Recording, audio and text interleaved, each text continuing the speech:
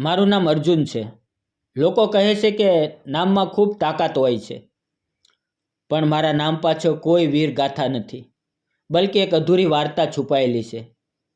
મેં પ્રેમ કર્યો હતો, સાચા દિલથી કર્યો હતો, પણ તે પ્રેમ મારી સૌથી મોટી સજા બની ગયો. આજે વર્ષો પછી જ્યારે હું આ ખેતરોની વચ્ચે ઊભો છું, હવાના ઝોકાને પોતાના ચહેરા પર અનુભવું છું, તો લાગે છે કદાચ આ શાંતિ તે ક્ષમાનું ફળ છે જે મને મળી. પણ વાર્તા ત્યાંથી શરૂ નથી થતી જ્યાં હું આજે છું. વાર્તા શરૂ થાય છે મારા બાળપણથી, જ્યાં હું અને મારી માતા મારા પિતાના અવસાન પછી દુનિયા માટે બોજ બની ગયા હતા. જ્યારે પિતાનું દેહાંત થયું ત્યારે હું માત્ર 10 વર્ષનો હતો. તે દિવસે ઘરના ખૂણે ખૂણે સન્નાટો હતો. મા વારંવાર પપ્પાની તસવીર જોઈને રડતી રહેતી. દાદાજીએ ઠંડા અવાજમાં કહ્યું, હવે આ ઘરમાં 2 વ્યક્તિ વધુ નહીં પાવી શકાય, પોતાના માયરે ચાલી જાઓ. માની આંખોમાં આંસુ હતા, પણ અવાજ નહોતો. અમે બંનેએ માથું ઝુકાવ્યું અને કાંઈ પણ બોલ્યા વગર તે ઘરમાંથી નીકળી ગયા. સામાનના નામે એક જૂનું બક્સો હતો અને મારા પિતાની તસવીર હતી. અમે નાનીના ઘરે પહોંચ્યા. એક નાનકડું માટીનું મકાન જે ગામના છેલ્લા છેડે હતું. નાનીએ અમને ગળે લગાવી લીધા, જાણે વર્ષો પછી ખોવાયેલો કોઈ ટુકડો પાછો મળી ગયો હોય. નાનીનું ઘર નાનું હતું, પણ તેમનું દિલ મોટું હતું. ત્યાં જ મારા જીવનમાં માધવી આવી. તે અનાથ હતી.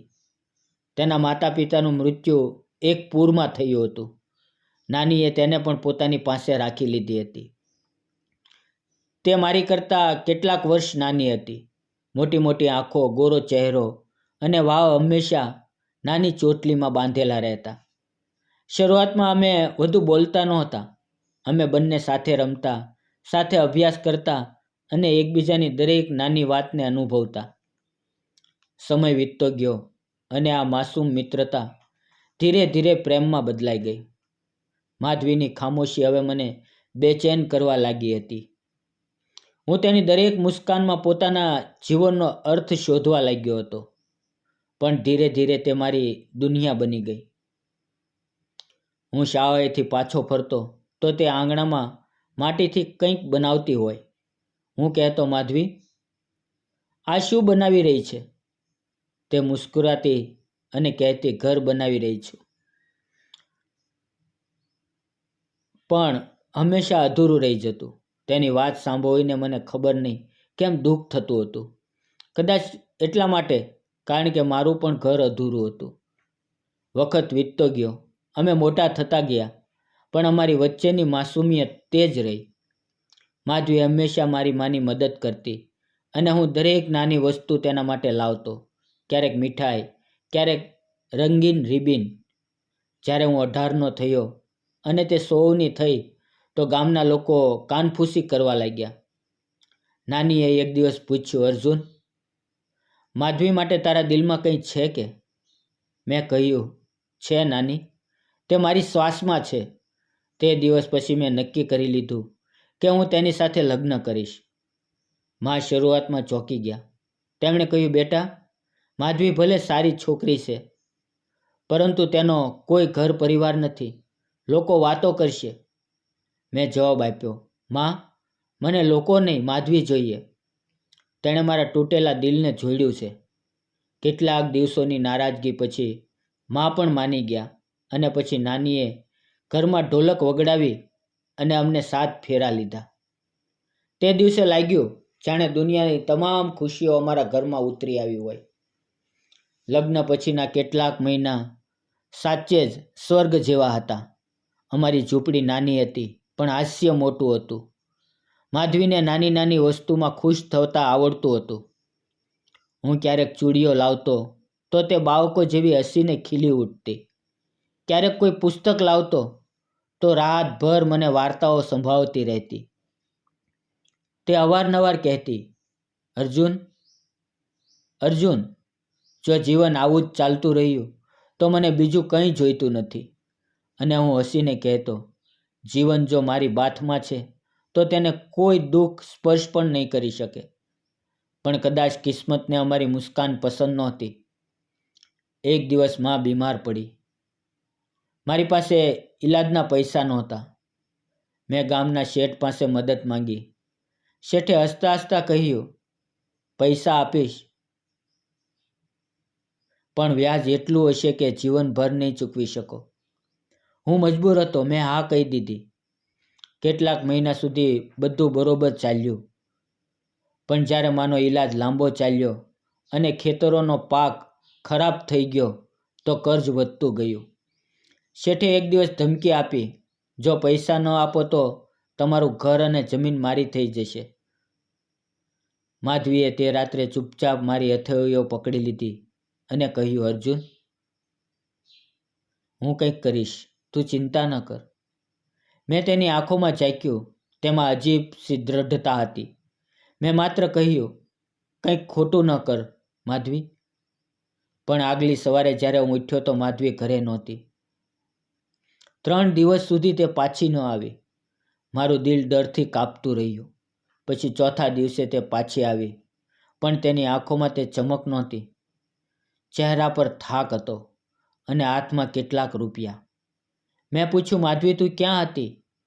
તેણે કહ્યું, અર્જુન, મેં કર્જ ચૂકવી દીધું છે. મેં આશ્ચર્યથી કહ્યું, કેવી રીતે? કોની પાસેથી લીધા આ પૈસા? તેણે માત્ર એટલું કહ્યું, કાંઈ પૂછતો નહીં. આ પૈસા મારા નથી. પણ હવે તારું ઘર બચી ગયું છે. મારી અંદર કંઈક તૂટી ગયું. હું સમજી ગયો હતો. તેણે કંઈક એવું કરીને આવી હતી જે તેને તોડી ગયું હતું. મેં ચીસ પાડી, તે શું કર્યું માધવી? હું ભીખ માંગી લેત, પણ તારી પાસેથી પોતાની ઇજ્જતની કિંમત નહોતો વસૂલતો. તે ફૂટી ફૂટીને રડી પડી. કહેતી રહી, મેં માત્ર તને બચાવવાનું માંગ્યું હતું. પણ હું તે વખતે પથ્થર બની ગયો હતો. મેં ગુસ્સામાં કહ્યું, તે મને નહીં, પોતાને જ મિટાવી દીધી છે. તે રાત્રે હું ઘર છોડીને ચાલ્યો ગયો. મા અને નાનીની આંખોમાં આંસુ હતા. પણ હું આંધળો થઈ ગયો હતો. પ્રેમની જગ્યાએ માત્ર ક્રોધ અને શરમ હતી. ઘણા અઠવાડિયા પછી જ્યારે હું પાછો ફર્યો તો ઘર સુનસાન હતું. મા હવે નહોતી. નાની એકલા બેઠા હતા અને તેમની પાસે માધવીની એક ચિઠ્ઠી હતી. તેમણે કહ્યું, માધવી ચાલી ગઈ બેટા. કહે છે જ્યારે તું તેને માફ કરી દેશે ત્યારે જ તે પાછી આવશે. મેં કાપતા હાથે તે ચિઠ્ઠી વાંચી. અર્જુન, હું જાણું છું મેં તારા વિશ્વાસને તોડ્યો છે, પણ મેં જે કર્યું તે તારા અને તારા ઘર માટે કર્યું. જો તારા દિલમાં ક્યારેય મારા માટે થોડીક પણ જગ્યા બચી હોય તો મને માફ કરી દેજે. હું તારા વગર જીવું તો છું, પણ જીવતી લાગતી નથી. તે રાત્રે હું ખૂબ રડ્યો. પહેલી વાર સમજાયું કે કોઈને ખોવું મારાથી પણ મોટું દુઃખ હોય છે. વખત વીતતો ગયો. ગામવાળાઓએ વાતો બનાવી. કોઈએ કહ્યું માધવી ભાગી ગઈ. કોઈએ કહ્યું કે તે ખોટા રસ્તે ચડી ગઈ. મેં પોતાને બધાથી અલગ કરી લીધો. હું માત્ર પોતાના ખેતરમાં કામ કરતો અને રાતોમાં તેની તસવીર જોતો. દરેક હવાનો ઝોકો, દરેક વરસાદની બૂંદ મને તેની યાદ અપાવતી. પછી એક દિવસ ડાકિયાએ મને એક વધુ પત્ર આપ્યો. પત્ર પર તે જ નામ હતું, માધવી. તે જોઈને મારું દિલ કાપી ગયું. ડાકિયાએ જ્યારે તે જૂનો મેલો લિફાફો મારા હાથમાં મૂક્યો તો એવું લાગ્યું જાણે મારા ભૂતકાળે ફરી દસ્તક આપ્યું હોય. મેં કાપતા હાથે લિફાફો ખોલ્યો. અંદરથી એક હળવી સુગંધ આવી. તે સુગંધ જે ક્યારેક માધવીના વાવમાંથી આવતી હતી. કાગળ પર તેના આંસુઓના ડાઘ હતા. પત્રમાં લખ્યું હતું, અર્જુન, મને નથી ખબર આ ચિઠ્ઠી તને મળશે કે નહીં, પણ જો મળી ગઈ તો સમજી લેજે કે મેં તારી સાથે છેલ્લી વાર વાત કરી છે. મેં જે કર્યું તે તારું અપમાન નહોતું, તે મારું બલિદાન હતું.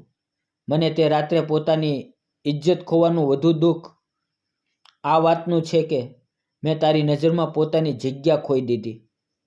હવે મારી પાસે આપવા માટે કંઈ બચ્યું નથી. માત્ર દુઆઓ છે કે તું મને માફ કરી દેશે. મેં તે પત્ર છાતીએ લગાવી લીધો. મારી અંદર કંઈક તૂટ્યું અને સાથે કંઈક પીગળ્યું. તે રાત્રે હું ખૂબ મોડે સુધી ખેતરની વચ્ચે બેઠો રહ્યો અને આકાશ સાથે વાતો કરતો રહ્યો. કેમ કર્યું તે આવું માધવી? તે મને માફ કરી દીધો, પણ હું પોતાને નહોતો કરી શક્યો. આગલા દિવસે મેં નક્કી કર્યું કે હું તેને શોધીશ. ગામે ગામે ભટક્યો. કોઈએ કહ્યું કે તે નગરના મંદિરમાં સેવા કરે છે. કોઈએ કહ્યું તે સાધ્વી બની ગઈ છે. મેં દરેક મંદિર, દરેક આશ્રમના દરવાજા ખખડાવ્યા. દરેક જગ્યાએ તેની યાદની ગૂંજ સંભળાતી, પણ તે પોતે ક્યાંય નહોતી. દિવસો વીતતા ગયા. હું વૃદ્ધ થતો જતો હતો, પણ મારો અપરાધ જવાન હતો. દરેક દિવસે મારા દિલને ખાતો.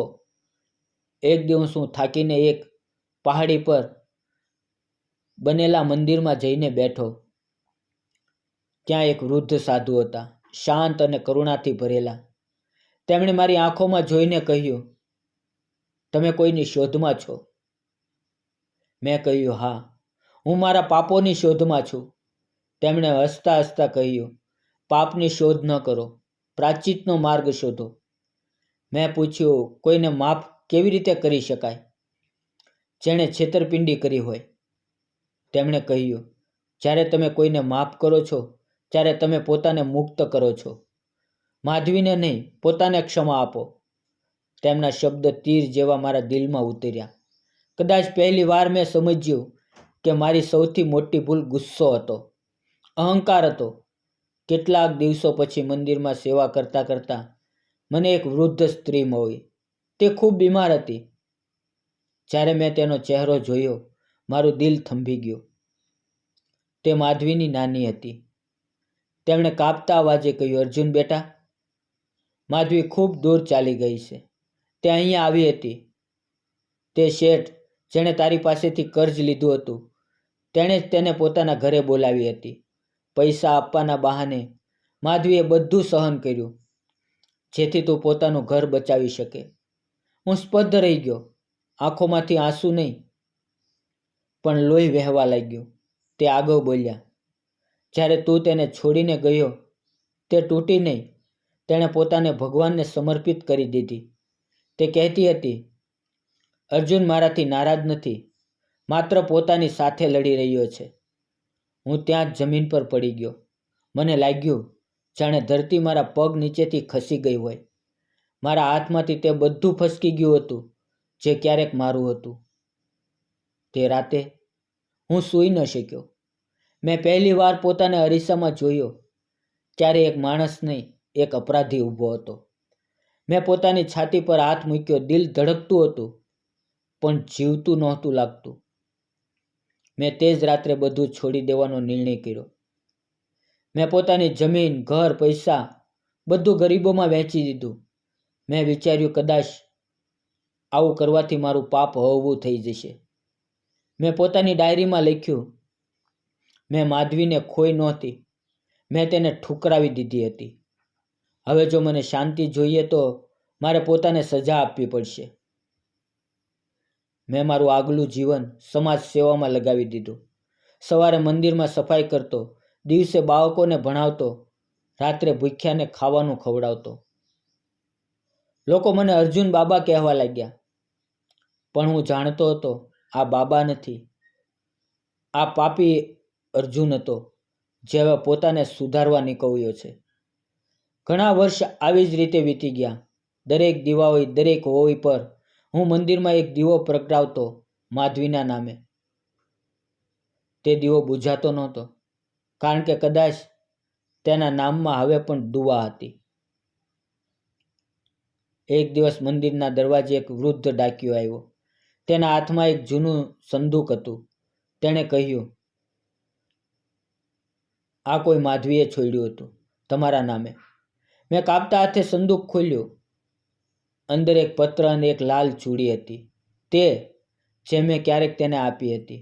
પત્રમાં લખ્યું હતું, અર્જુન, જ્યારે તું આ વાંચી રહ્યો હશે ત્યારે હું નહીં હોઉં. મેં તારા પ્રેમને ક્યારેય છોડ્યો નથી, માત્ર પોતાને તારાથી દૂર કરી દીધી. જેથી તું પોતાને પામી શકે. હવે હું તારી અંદર રહીશ, તારી દરેક શ્વાસમાં, તારી દરેક પ્રાર્થનામાં. જો તું સાચે જ મને પ્રેમ કરે છે તો કોઈ બીજાને તે પત્ર આપ જે એકલો છે. આજ મારું પ્રાયશ્ચિત પણ છે અને તારો મોક્ષ પણ. મારા હાથ કાપી ગયા. મેં તે લાલ ચૂડી કપાળે લગાવી અને આકાશ તરફ જોયું.